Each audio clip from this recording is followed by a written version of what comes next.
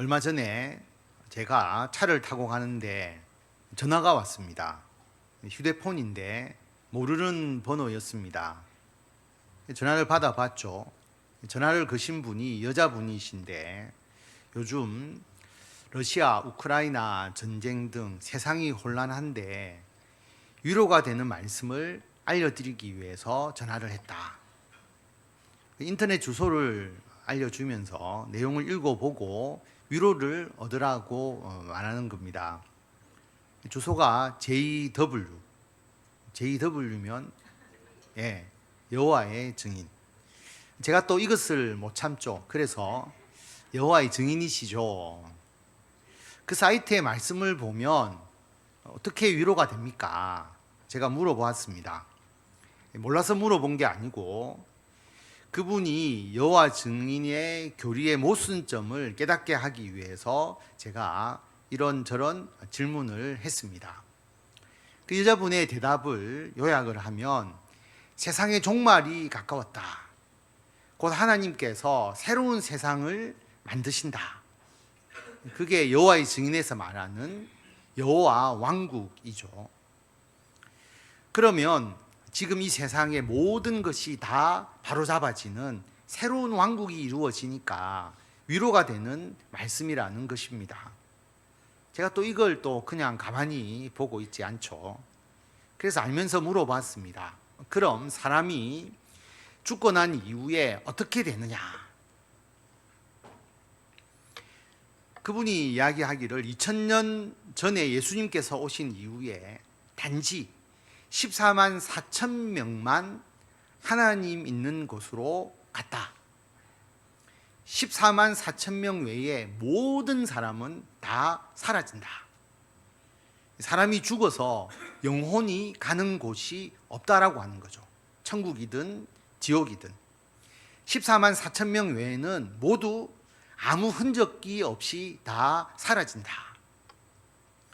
여호와의 증인 교인도 하나님을 믿어도 하나님을 안 믿어도 인간은 육체의 죽음과 동시에 영혼도 죽는다. 다시 말하면 사라진다라고 하는 것이죠. 그래서 당신도 죽으면 사라집니까? 라고 물어보니까 사라진대요. 그래서 제가 이렇게 말했습니다. 예수님께서 오신 이후에 지금까지 한 2000년이 흘렀잖아요. 그 2000년 동안. 그리고 앞으로 여호와의 왕국이 언제 이루어질지 모르는데 앞으로 남은 기간 동안. 그러면 그 수천 년 기간 동안 전 세계 사람들 단지 14만 4천 명만 죽어서 하나님 있는 곳으로 가고 나머지는 하나님을 믿는 사람이나 안 믿는 사람이나 죽으면 똑같이 모두 흔적도 없이 사라진다고 하는데 그게 무슨 위로가 됩니까? 전혀 위로가 안 되는데요. 그래서 제가 또 질문을 하죠. 여호와의 증인은 아마겟돈 전쟁이 일어나고 난 뒤에 그 사라진 모든 사람이 다시 부활해서 여호와의 왕국이 이루어진다. 그렇게 말하거든요. 그러면 아마겟돈 전쟁 이후에 여호와의 왕국이 이루어지는데 그러면 하나님 안 믿는 불신자, 그동안 악을 행했던 자, 하나님을 믿는 자 모두가 다 여호와의 왕국에서 부활하면 지금 이 세상에 있는 모든 죄악이 똑같이 그대로 만연되지 않겠습니까? 그렇게 질문하니까 그분이 말하기를 그래서 그때는 여호와의 증인을 믿는 사람들이 이 악한 자를 교육해서 하나님을 제대로 믿도록 만든다라고 하는 것이죠.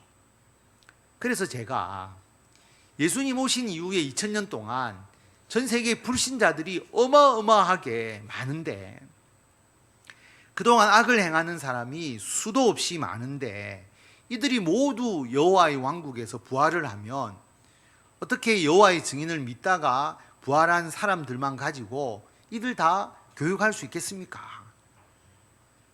오히려 여호와의 왕국이 이 세상에서 더 악해지는 것 아닐까요? 그렇게 반문을 하니까. 그래서 1000년의 세월이 지나고 난 뒤에 여호와의 왕국이 이루어져도 1000년이 지난 후에 심판을 해서 그때까지 회개하지 않는 자는 다 사라져 버린다. 지옥은 없다고 이야기하니까 다 사라져 버리고 여호와의 왕국이 이루어진다. 완전하게 이루어진다.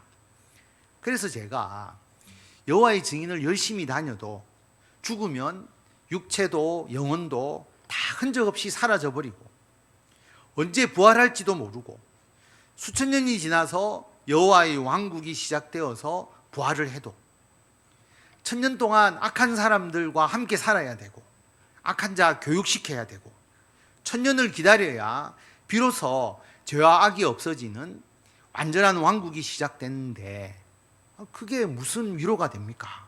전혀 위로가 되지 않는데요. 여러분 길에서 판매대 세워놓고 전도하시는 분들 많이 보잖아요. 여호와의 증인이거든요. 이런 말도 안 되는 교리를 믿고 있는 것입니다. 저의 대화 이후에 그분이 여호와 증인의 교리가 허황된 것임을 깨닫기는 저는 원합니다. 이만희의 신천지 증거 장막 성전, 요한계시록에 나오는 새하늘과 새 땅, 새하늘, 새 땅, 한자어로 하면 신천, 신지잖아요. 그래서 신천지라고 자기들이 말합니다. 그래서 신천지는 성경 말씀, 요한계시록에서 나오는 조직이다. 거짓말이죠. 왜냐하면 요한계시록에서 이야기하는 새하늘과 새 땅, 예수님께서 재림을 하시고 사탄의 모든 세력을 멸하시고 지구와 이 우주적인 변화가 일어나서 완전히 새로운 세상이 되고 추수 때 알곡과 쭉정이를 구분해서 알곡은 곡간으로 쭉정이는 불태워지듯이 예수님을 믿는 하나님의 나라의 백성과 예수님을 믿지 않는 영원한 벌을 받을 자가 구분이 되고 예수님을 믿는 성도들이 영원히 하나님의 나라에서 살아가고 죽지 않고 영생을 누리면서 하나님 나라에 살아가고 그리고 온 세상이 새롭게 정의롭게 아름답게 변화하는 것, 근본적으로 완전히 변화되어서 신비로운 하나님의 나라가 완성되는 것, 이것이 요한계시록에서 말하는 새하늘과 새 땅입니다. 그런데 신천지는 예수님의 재림으로 온 세상이 변화되고 하나님의 나라가 이루어지는 것을 믿지 않습니다. 신천지에게 요한계시록의 새하늘과 새 땅은 지금 이 세상은 이 그대로 있고 그냥 신천지라는 종교가 생기는 겁니다. 그게 신천지의 새하늘과 새 땅이죠. 그래서 예수님이 이미 이만희의 몸에 영으로 재림했다라고 그렇게 말합니다. 그리고 신천지 조직에 들어와서 신천지 교리를 배워야 영생할 수 있다, 죽지 않는다, 그렇게 가르치죠. 그럼 신천지 교리를 배우면 당신 지금 영생합니까? 못한다. 그럼 언제 영생합니까? 신천지 신도가 14만 4천 명이 되면 영생한다. 그래서 처음에 신천지 신도들 가출하고 이혼하고 직장을 포기하고 학업을 포기하면서 14만 4천 명 만들려고. 왜냐하면 14만 4천 명이 되면 죽지 않는다니까. 영원히 산다라고 하니까. 그래서 신천지에 빠진 분들이 전도에 모든 것을 바쳤습니다. 죽지 않고 영생하기 위해서. 그래서 우리 14만 4천 명 다 되어간다. 올해 아니면 내년에. 그러니까 모두가 자신의 삶을 포기하고 신천지에 올인을 한 것이죠. 그런데 신천지 신도가 14만 4천 명이 넘었습니다. 영생은 전혀 일어나지 않고 계속 죽는 거죠. 그래서 신천지에서 교리를 바꿉니다. 14만 4천 명의 제사장이 생기면 영생하는데, 이 제사장이 뭐냐 하면 이만희가 가르쳐주는 교리를 달달 외워야 하고 다른 사람에게 교리를 가르쳐 줄 정도로 신천지 교리에 대해서 완전한 지식이 있어야 하는데, 이 정도의 수준이 되는 사람이 제사장이다. 이 제사장이 14만 4천 명이 되어야 영생한다. 그럼 그 수준은, 제사장의 수준은 신천지에서 정하는 거잖아요. 그러니까 영원히 제사장 14만 4천 명이 이루어질 수 없는 것이죠. 이제 신천지 교주 이만희가 죽을 때가 다 되었습니다. 이만희는 반드시 죽습니다. 그러면 그동안 미혹했던 영생교리가 다 무너져 버리는 것이죠. 여러분, 신천지는 영생을, 죽지 않는 영생을 강조를 하지만 더 심각한 것은 신천지 사람들의 거짓말, 사기, 재정비리, 착취, 폭력, 이런 윤리적 도덕적인 부분은 사실상 심각한 문제가 있습니다. 영생을 주장하지만 신천지 조직에서 하나님 나라의 거룩하고 정의롭고 공의로운 모습은 전혀 없습니다. 만약에 신천지에 들어가서 안 죽고 영생한다고 해도 신천지 사람들처럼 신천지 조직원으로 영원히 살고 싶은 마음은 전혀 없습니다. 여러분, 자유도 없고 정신적인 노예와 같은 상태로 영생한다면 그게 뭐가 좋겠습니까? 그런 조직에서 전혀 영생하고 싶은 마음 조금도 없는 것이죠. 신천지는 죽지 않는 영생이라는 미끼, 여호와의 증인은 마치 여호와의 왕국, 좋은 세상이 올 것이라고 하는 그런 여호와의 왕국이라는 미끼. 그래서 계속 사람들이 그 희망을 가지고 자기 조직의 모든 것을 희생하게 하고, 그래서 단물, 쓴물 다 뽑아내려고 할 뿐인 것이죠. 희망 고문, 끊임없는 희망 고문. 성도 여러분, 성경은 분명하게 우리에게 말씀합니다. 요한복음 3장 16절 말씀 다 같이 읽도록 하겠습니다. 하나님이 세상을 이처럼 사랑하사 독생자를 주셨으니 이는 그를 믿는 자마다 멸망하지 않고 영생을 얻게 하려 하심이라. 아멘. 여러분, 영생은 다른 방법이 없습니다. 하나님의 아들, 독생자, 예수님을 믿는 자마다 영생을 얻습니다. 어떤 다른 방법이 없습니다. 예수님께서 나의 죄를 대신해서 십자가에서 죽으심으로, 내가 죄인이지만 예수님께서 나의 죄를 대신해서 십자가에서 죽으심으로 나의 그 모든 죄가 용서함을 받았다. 하나님께서 나를 의롭다고 여겨주신다. 이것을 믿으면 영생을 얻습니다. 우리는 예수님을 믿잖아요. 그러므로 우리는 이 땅에서 우리의 육신이 죽어도 천국에서 영생을 합니다. 요한복음 11장에 보면 나사로가 죽고 난 이후에 나사로의 누이 마르다에게 예수님께서 하신 말씀이죠. 예수님께서 나는 부활이요 생명이니 나를 믿는 자는 죽어도 살겠고 무릇 살아서 나를 믿는 자는 영원히 죽지 아니하리니 이것을 내가 믿느냐. 예수님을 믿으면 죽어도 살고 살아서 나를 믿는 자는 영원히 죽지 않는다. 죽은 이후에 우리의 영혼이 천국에서 영생하는 것을 말합니다. 살아서 예수님을 믿는 사람은 이 죽음의 개념이 없는 것이죠. 우리가 사라져 버리는 것이 아닙니다. 죽음을 우리가 천국으로 이사를 가는 것이다, 그렇게 표현하잖아요. 살아서 나를 믿는 자는 영원한 죽음이라는 것은 없다라고 하는 것이죠. 그래서 고린도후서 5장 1절에 보면 만일 땅에 있는 우리의 장막집이 무너지면 하나님께서 지으신 집, 곧 손으로 지은 것이 아니요 하늘에 있는 영원한 집이 우리에게 있는 줄 아느니라. 땅에 있는 우리의 장막집이 무너진다. 우리가 이 땅에서의 삶을 끝내는 것이죠. 그러면 하늘에 있는 영원한 집이 우리에게 있다. 하늘에 있는 영원한 집, 천국, 하늘나라. 더 정확하게 말하면 하나님의 나라이죠. 이 하늘이라고 하니까 자꾸 저 위에 있는 하늘, 어떤 장소적 개념으로 생각하게 되는데, 하나님이 계신 곳, 하나님의 나라를 조금 더 쉽게 하나님을 모르는 사람에게도 나타내기 위해서 하나님 대신에 하늘이라는 표현을 쓴 겁니다. 그래서 하늘나라, 천국, 이것은 하나님의 나라를 의미하는 것이죠.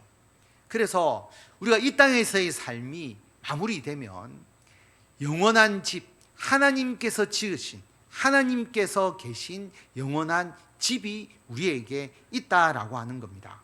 그래서 빌립보서 3장 20절에 보면 우리의 시민권은 하늘에 있다.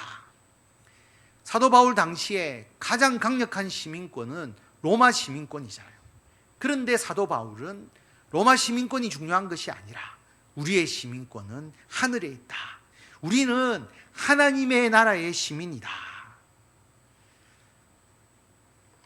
예수님의 제자들이 왜 순교했습니까? 죽음을 두려워하지 않고 어떤 핍박에도 굴하지 않고 왜 예수님의 제자들이 믿음을 지켰습니까? 죽은 후에 가는 이 하나님의 나라, 천국에 대한 소망이 없이 어떻게 이 기독교가 존재할 수 있겠습니까? 고린도후서 5장 8절에 보면 우리가 담대하여 원하는 바는 차라리 몸을 떠나 주와 함께 있는 그것이라. 하나님의 나라의 시민권을 가진 성도들은 이 세상의 죄악이나 압박이나 미혹이나 그 어떤 것에도 굴복하지 않습니다. 우리가 이 땅에서 하나님을 위해서 열심히 살아가지만 또 어떤 한 마음의 그 한편에는 이 고통스러운 이 세상을 떠나서 하나님과 함께 있는 것, 이것을 또 소망하면서 우리가 살아가는 것이죠. 하나님의 나라의 시민권을 가진 성도들은 이 세상에 살면서 하나님의 말씀대로 살아갑니다. 이것도 이 땅에서 우리가 하나님의 나라를 이루어가는 것이죠. 좀 쉽게 예를 들면 북한, 우리나라 헌법으로는 우리의 영토입니다. 한반도 전체를 우리의 영토라고 이야기를 하잖아요, 헌법에서. 그런데 우리가 마음대로 가지 못하고 북한 공산당의 통치를 받고 있잖아요. 북한은 이제 남과 북은 완전한 두 나라다, 이 두 국가라고 주장을 하면서 그렇게 이제 정책을 펼쳐 나가고 있습니다. 근데 만약 북한에 우리가 미국으로 이민 가듯이 북한과 이주할 수 있는 자유가 생겼다고 한번 생각해 봅시다. 그럼 우리나라 사람들이 한 명, 두 명 계속 북한에 모여서 살겠죠. 평양에 모여서 있다고 생각을 해 봅시다. 처음에는 여러 가지 어려움이 있겠지만 우리나라 사람이 한 명, 두 명 모여 살고 그 수가 많아지면 나중에 코리아타운이 형성이 되겠죠. 거기에는 우리나라의 맛집도 있고 찜질방도 생길 거고 돼지국밥집, 밀면집 이런 게 생겨나겠죠. 거기다가 우리나라 대사관이 거기에 딱 생기게 되면 대사관은 우리나라의 주권이 미치는 곳이잖아요. 코리아타운이 더 강력해지겠죠. 왜냐하면 우리나라 국민에 대한 보호, 그 권리가 더 강화될 것입니다. 그러다가 만약 우리나라가 주도해서 남북이 통일된다면 모두가 우리나라가 되는 것이죠. 그렇지 않습니까? 북한보다 훨씬 더 자유롭고 훨씬 더 민주적이고 경제적으로 훨씬 더 번영한 나라가 이루어지는 것이죠. 통일만 되면 되지 왜 코리아타운이 형성되면 뭐가 좋을까? 예를 들어서 코리아타운이 형성된다면 북한 사람들이 우리나라에 대해서 더 잘 알 수 있겠죠. 북한 사람들 중에서도 코리아타운으로 이주하는 사람들도 있을 겁니다. 자유롭고 민주적이고 경제적으로 번영된 코리아타운을 보면서 북한 사람들도 통일을 소망하게 되는 것이죠. 그러면 통일이 더 빨라질 것입니다. 실제로 북한이 그렇게 되어야 한다, 이 이야기를 하려고 하는 것이 아니라 여러분 그 얼어붙은 그 북한에 코리아타운이 생기는 것처럼 하나님 나라의 시민권이 있는 성도들이 이 세상에서 살아가니까 이 세상은 악하고 죄 많고 타락한 세상이지만 마치 코리아타운, 아니 크리스찬 타운이 생기는 것처럼 이 땅에 하나님의 나라가 이루어지고 확장되어 가는 것이죠. 오늘 말씀 사도행전 1장에 보면 데오빌러요, 내가 먼저 쓴 글에는 무릇 예수께서 행하시며 가르치시기를 시작하신부터 그가 택하신 사도들에게 성령으로 명하시고 승천하신 날까지의 일을 기록하였노라. 누가복음 그리고 사도행전을 의사 누가가 썼잖아요. 그래서 데오빌러요, 내가 먼저 쓴 글 누가복음을 말하는 거거든요. 누가복음에는 예수님께서 행하신 일, 예수님께서 가르치신 일, 그리고 예수님께서 승천하실 때까지의 일을 내가 기록했다. 그리고 뭐라고 이야기하느냐 하면 그가 고난받으신 후에 또한 그들에게, 예수님의 제자들, 사도들에게 확실한 많은 증거로 친히 살아계심을 나타내사 예수님이 부활하셨다는 것을 제자들에게 확실하게 보여주시고 알게 해주셨다라고 하는 것이죠. 그리고 부활하신 이후에 40일 동안 그들에게 보이시고 40일 동안 사도들에게, 제자들에게 보이시고 하나님 나라의 일을 말씀하셨다. 예수님께서 부활하신 이후에 40일 동안 이 땅에 계셨는데 무슨 일을 하셨느냐? 제자들에게, 사도들에게 하나님 나라의 일을 말씀하셨습니다. 이 하나님의 나라의 일이 얼마나 중요했으면 예수님께서 이 땅에 계시는 마지막 40일 동안 그 제자들에게 하나님 나라의 일에 대해서 말씀하셨겠습니까? 사실 예수님께서 이 땅에 오셔서 하신 모든 일이 하나님 나라의 일이었습니다. 예수님께서 처음 활동을 시작하시면서 예수님께서 갈릴리에서 하나님의 복음을 전파하셨는데 뭐라고 말씀하셨느냐 하면 때가 찼고 하나님의 나라가 가까이 왔으니 회개하고 복음을 믿으라. 때가 찼다. 이 말은 어떤 시간이 되었다라고 하는 거죠. 기다리던 시간이 되었다. 어떤 약속된 시간이 없다면 때가 찼다, 때가 되었다라고 말하지 않습니다. 어머니가 딸에게 12시에 생일 파티를 시작할게, 그렇게 약속을 했습니다. 초청받은 딸의 모든 친구들이 모여서 12시가 되기를 기다리는 거죠. 왜냐하면 12시가 되어야 음식이 나오는 겁니다. 때가 찼다, 때가 되었다, 약속한 12시가 되었다라고 하는 의미입니다. 때가 찼다. 이스라엘 백성들이 그동안 기다리던 그 때가 된 것입니다. 구약의 예언이 성취되었다. 하나님께서 선지자를 통해서 미리 말씀하신 그때, 기록된 구약 성경을 통해서 전해졌고 그래서 기다려왔던 그때, 구약 성경을 통해서 예언되었던 내용을 보면 그 중에 하나가 한 아기가 우리에게서 났다. 한 아들을 우리에게 주신 바 되었다. 그 아이, 그 아들의 어깨에는 정사를 메었고 그의 이름은 기묘자, 모사, 전능하신 하나님, 영존하신 아버지, 평강의 왕이라 할 것이다. 이렇게 불려지는 한 아이, 한 아들이 있을 것이다 라고 예언을 한 것이죠. 그리고 그 아들이 이루는 그 나라, 그 정사와 그 평강의 다음이 무궁하다. 다윗 왕자와 그의 나라에 군림하여 그 나라를 굳게 세우고 지금 이후로 영원히 정의와 공의로 그 나라를 보존할 것이다.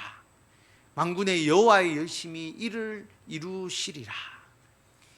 이러한 아들을 통해서 이루어지는 나라가 정의롭고 공의롭고 평강의 나라이다. 그 나라가 이루어질 것이다. 그렇게 예언이 된 것이죠. 그래서 이스라엘 백성들은 이런 나라가 이루어지기를 간절하게 소망했습니다. 이 아들, 이 아기, 결국 메시아가 오시기를 소망했습니다. 메시아가 오셔서 이 정의와 공의, 평강을 이루시는 나라를 소망했습니다. 하나님의 뜻과 하나님의 말씀에 따라서 살아가는 나라. 왜냐하면 이스라엘 백성들은 강대국의 압제로 고통을 받았거든요.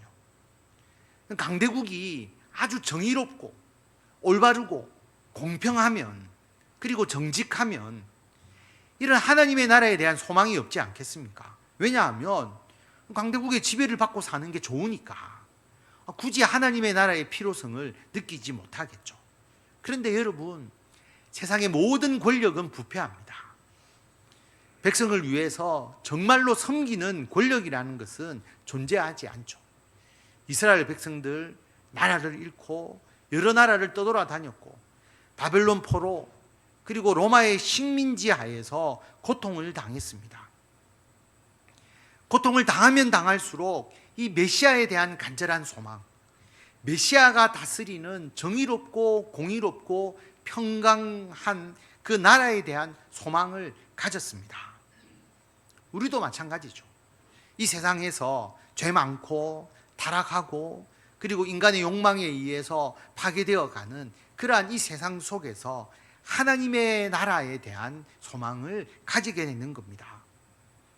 하나님의 아들 예수님께서 이 구약의 예언, 수많은 구약의 예언대로 2000년 전에 이 땅에 오셨습니다. 그리고 예수님께서 오심으로 하나님의 나라가 시작이 되는 것이죠.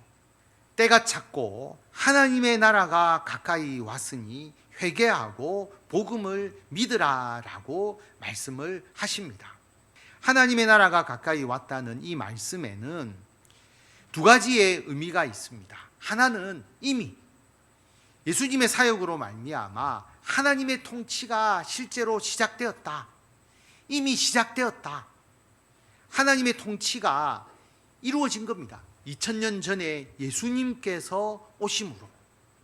그런데 아직이라는 것은 완전한 심판과 회복, 하나님의 나라의 완성은 미래에 이루어질 것이다.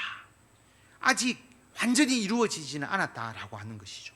이미 시작되었지만 아직 완성되지 않은 이 땅의 하나님의 나라.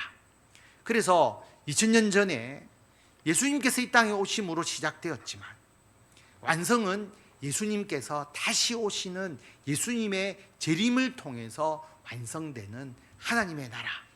그 하나님의 나라를 우리가 예수님과 함께 더불어 이루어 나가는 것입니다. 여러분, 예수님께서 어떤 정치적인 나라를 세우려고 하신 것 아니잖아요. 예수님이 어떤 특정한 나라의 왕으로 등극하는 것 아니지 않습니까? 지금 예수님 잘 믿는 기독교인이 대통령이 된다고 여러분 하나님의 나라가 이루어지는 것 아닙니다. 이스라엘이나 미국이 기독교 국가라고, 또 하나님을 믿는 나라의 국가라고 하나님 나라 아닙니다. 기독교인 인구가 많아진다고 하나님의 나라가 되는 것 아닙니다. 하나님의 나라는 정치적인 나라가 아닙니다.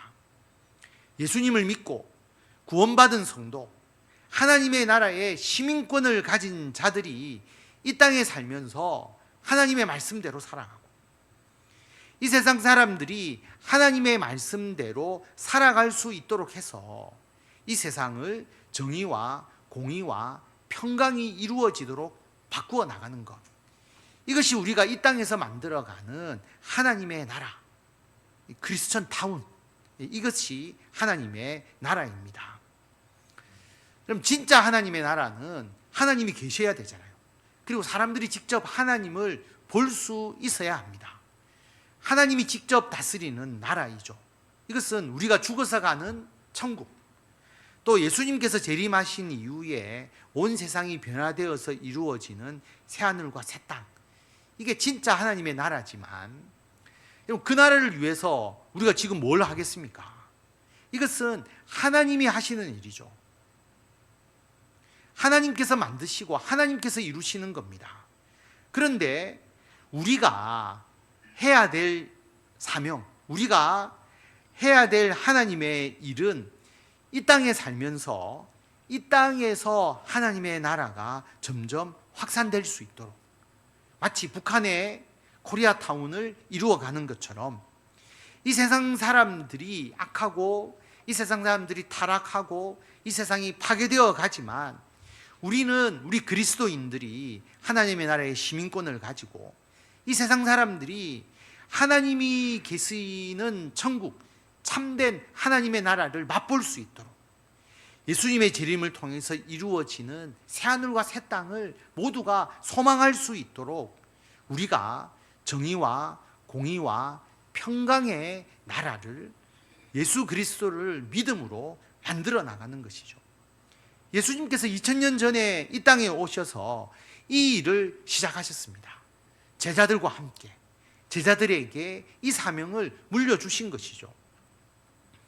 여러분, 예수님께서 이 땅에 오셔서 우리가 예수 믿고 천국 갈 수 있도록 딱 십자가에서 죽으시고 부활하시고 승천만 하셨습니까? 아니지 않습니까?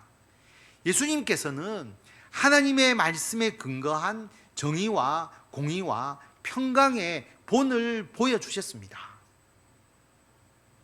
어떠한 것이 하나님의 나라의 공의와 정의인지, 그리고 하나님의 나라에서 누리는 평강인지 예수님께서 몸소 이 땅에서 보여주셨고, 제자들에게 이것을 실천하고, 그리고 성령을 주셔서 이것을 교회를 통해서 이루어 가도록 하셨습니다. 하나님의 정의라고 하는 것은 어떤 도덕적, 윤리적 올바름을 말하는 것인데, 이 기준은 하나님의 말씀, 예수님의 말씀에 근거한 것입니다. 예를 들어서 간음하지 마라, 이것은 우리 모두가 다, 세상 사람들도 간음하면 안 되지라고 말하잖아요. 근데 예수님의 기준은 더 엄격하잖아요. 우리가 잘 알듯이 예수님은 이렇게 말씀하셨습니다. 음욕을 품고 여자를 보는 자마다 마음에 이미 간음했다. 근데 여러분, 이 사회는 욕망과 음욕을 부추기는 사회이잖아요. 욕망의 자유, 나는 마음껏 내 욕망을 즐길 수 있다, 개인의 권리처럼, 그 권리처럼 보호받아야 된다고 주장하는 것이 이 사회의 흐름이잖아요. 그리고 욕망을 활용해서 돈을 벌어야 한다. 왜냐하면 사람들은 그 욕망과 음욕에 돈을 쓰잖아요. 쉽게 돈을 벌 수 있잖아요. 그래서 이러한 세상의 흐름과 맞서 싸워 나가는 것, 거룩함을 회복하고 하나님의 그 순수한 그 정의를 이루어 나가는 것, 이것이 우리가 이 세상에 하나님의 나라를 확장하는 것, 하나의 예가 될 수가 있는 것입니다. 이것을 어떤 세상의 법을 세우고 세상의 제도를 만들고 우리가 계몽하고 시민운동을 한다고 이렇게 되는 것이 아니죠. 사람들이 예수님을 믿고 성령 충만함을 받을 때 이렇게 변화될 수가 있는 겁니다.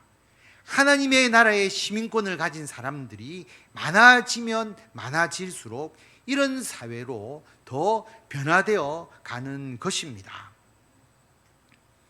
성도 여러분, 예수님을 믿고 천국 가는 하나님 나라의 시민권을 하나님께서 우리에게 주셨습니다.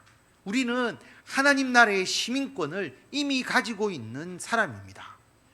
그러므로 우리는 이 세상에 미혹될 필요도, 이 세상에 동화될 필요도, 이 세상의 억압과 자유에서 자유로우니까 그런 하나님의 나라의 시민권을 가진 자로서 이 땅에서 살아가면서 예수님께서 2000년 전에 이 땅에 오셔서 시작하신 정의와 공의와 평강의 하나님의 나라를 이루는 일, 예수님께서 우리에게 말씀하시고 몸소 보여주신 하나님 나라의 일을 끝까지 잘 감당해 나가는 것입니다. 여기에 대한 구체적 정의와 공의에 대해서는 다음 주에 계속 말씀을 전하도록 하겠습니다.